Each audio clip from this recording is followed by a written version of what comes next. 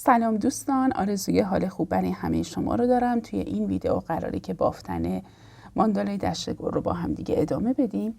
فقط قبلش بگم که من این گلهایی رو که بافتم هنوز وقت نکردم که متصلشون کنم به کارم، ولی از اینجا به بعد رجهای باقی مونده این ماندالا دور بافی هستش و ما میتونیم این تزیینات رو بعدم بهش متصل بکنیم. قراری که رنج 119 رو توضیح بدم. فقط قبلش یادآوری میکنم که دوستان اگه ویدیوها براتون مفیده حتما با لایک کردن، با کامنت گذاشتن از باغ هنر حمایت کنید و اینکه حتما ویدیوها رو توی یوتیوب تماشا بکنید، برای اینکه انگیزه‌ای باشه برای ادامه در اصل این سری از آموزش‌ها. چون آموزش‌های ماندالا دیگه خیلی پرکار هستش، تعداد رج‌ها زیاده، تعداد قسمت‌ها زیاده و ممنون میشم اگر انگیزش رو در من به وجود بیارید که من ماندالاهای بعدی رو هم با شما تمرین بکنم. خب بریم برای بافت. ببینید رنگی که طراح پیشنهاد داده برای این رنگ، رنگی هستش که توی این قسمت ها استفاده کردیم، اما فعلا من دارم از یه رنگ متفاوت استفاده میکنم. خب ببینید من میام گوشه کارم رو انتخاب میکنم. تمام پایه هایی که توی این رنج قراره بافتشه دوستان پایه در از پایه متوسط برجسته از رو هستش. خب من اولین پایه رو در نظر میگیرم. ببینید یه نخ میگیرم روی قلاب رو از زیر پایم رد میکنم و یه پایه متوسط میبافم و میرم سراغ پایه دوم، پایه سوم، چهارم و به همین ترتیب. حالا هر چقدر که تعداد پایه های موتیفتون باشه، رو هر کدومشون یکی یه دونه پایه برجسته متوسط، برجسته از رو هم باشه، میبافین تا برسیم به این قسمتی که موتیف ها به هم دیگه متصل شدن. من میام کارو توضیح میدم. خب من روی تک تک پایه هایی که روی این موتیف هم داشتم یه پایه متوسط برجسته از رو بافتم. رسیدم به این فضای خالی. ببینید به گوشه کارم رسیدم. نخ میگیرم روی قلاب، از این فضای خالی قلاب رو میبرم داخل، از فضای خالی موتیف بعدی میارم بیرون و مجدد نخ میگیرم و یک پایه متوسط رو میبافم و میام روی بقیه پایه های موتیف هم پایه متوسط برجسته از رو میبافم تا برسم به این قسمت. خب من موتیف دوم رو هم بافتم، رسیدم به گوشه. ببینید دوستان از اینجا به بعد تعداد پایه هایی که ما میبافیم اصلا مهم نیستش، به خاطر همین دست شما باز هستش که طبق سلیقه خودتون رفتار بکنید. ببینید اگر که اینجا این فضای خالی شما کوچیک هستش، میتونید کلا ندیده بگیریدش، بیاید شروع کنید به بافتن پایه های بعدی.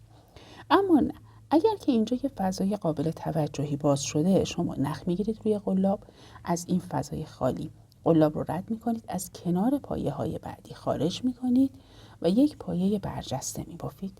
مهم این هستش که بافت ما به شکلی پیش بره که توی رج جدید فاصله زیادی بین بافت ما نیفته و توی رج‌های قبلی هم بافت ما جمع نشه، کیس نیست.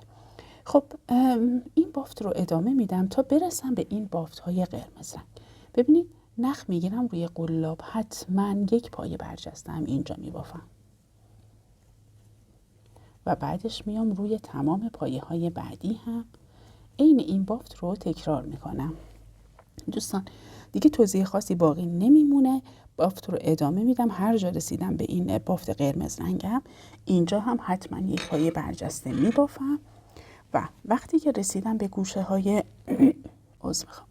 به گوشه های موتیف هم عین کاری که توی موتیف های قبلی انجام داده بودیم انجام میدم تا برسم به گوشه این بخش و بیام کارم رو توضیح بدم.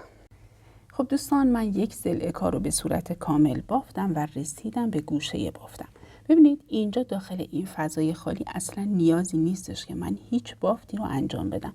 تنها کاری که توی گوشه انجام میدیم این هستش که 2 تا دونه زنجیره میزنیم و بعد شروع میکنیم به بافتن ضلع بعدی. دقیقاً مثل این ضلعی که با هم دیگه تمرین کردیم بافته میشه و 3 ضلع دیگه هم به همین ترتیب بافته میشه تا برسیم به انتهای رج 119. خب من رسیدم به انتهای رج 119 گوشه کار هستم، پس باید 2 تا دونه زنجیره بزنم و اول و آخر رج رو با یه بست و همدیگه متصل میکنم. حالا میخوام که رج 120 رو ببافم. پایه هایی که توی رج 120 میبافیم باز هم پایه متوسط برجسته هستش، اما این بار پایه برجسته از پشت میبافم.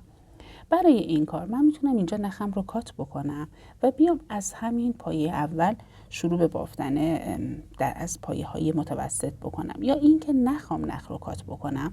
در اون صورت باید نخ رو اول انتقال بدم به پشت این پایه اول. ببینید قلاب رو قبل از پایه میارم جلوی کار، بعد از پایه میبرم پشت کار، نخ میگیرم، یه بسته ساده میزنم.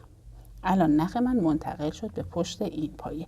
حالا میخوام که پایه متوسط ببافم دیگه. ابتدای رج 2 تا دونه زنجیره میزنم در حکم یک پایه متوسط و برای بقیه پایه ها هم که گفتم منتها خب نشون میدم که باز مشکلی برای بافتتون پیش نیاد. ببینید نخ میگیرم روی قلاب قبل از پایه‌ای که میخوام ببافم. قلاب رو میارم جلو، اون پایه رو انتخاب میکنم. ببینید قلاب رو میبرم پشت و نخ میگیرم، پایه متوسط میبافم. با تک تک پایه ها این کار رو انجام میدم. توضیح خاصی نیاز نداره و خیلی ساده هستش و بافت رو ادامه میدم تا برسم به این گوشه کار. وقتی که رسیدم به گوشه کار دوستان، باز هم توضیح خاصی نیاز نداره، همون مثل رج قبل کافیه 2 تا دونه زنجیره بزنم و بیام ضلع بعدی رو ببافم. و این که خب این رج رو که من ببافم میشه 120 دیگه.